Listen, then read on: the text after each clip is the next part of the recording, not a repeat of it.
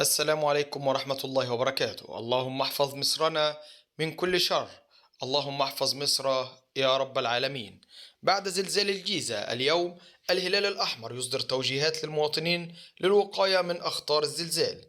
أصدر الهلال الأحمر المصري بيانا أكد خلاله أن غرفة العمليات التابعة له رصدت حدوث هزة أرضية بقوة 2.31 على مقياس ريختر، وعلى عمق 3.17 كيلومتر، بمنطقة كوم البيرة في الجيزة في تمام الساعة 8:10 مساء.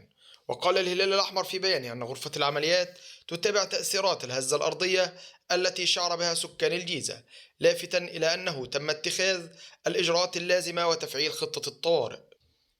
وأكد الهلال الأحمر أن الهزة بسيطة، مطالبا المواطنين باتخاذ الإجراءات اللازمة للوقاية من أخطار الزلازل. ووجه الهلال الأحمر المصري تعليمات عاجلة للمواطنين هي تجنب الاقتراب من المباني القديمة أو التي يظهر عليها تشققات، والاتصال بالخط الساخن 15 3 22 للإبلاغ عن أي حالات طارئة، ومتابعة التحديثات الرسمية عبر الصفحة الرسمية للهلال الأحمر المصري.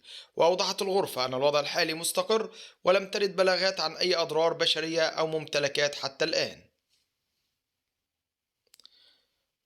وكانت الغرفة رصدت خلال الساعات الماضية حدوث هزة أرضية في شمال الغردقة بقوة 3.3 ريختر، وأخرى بقوة 2.9 على مقياس ريختر في محافظة مطروح أيضا. نسأل الله السلامة وأن يحفظ مصرنا والمصريين من كل سوء. لا تنسوا الاشتراك في القناة ليصلكم كل جديد.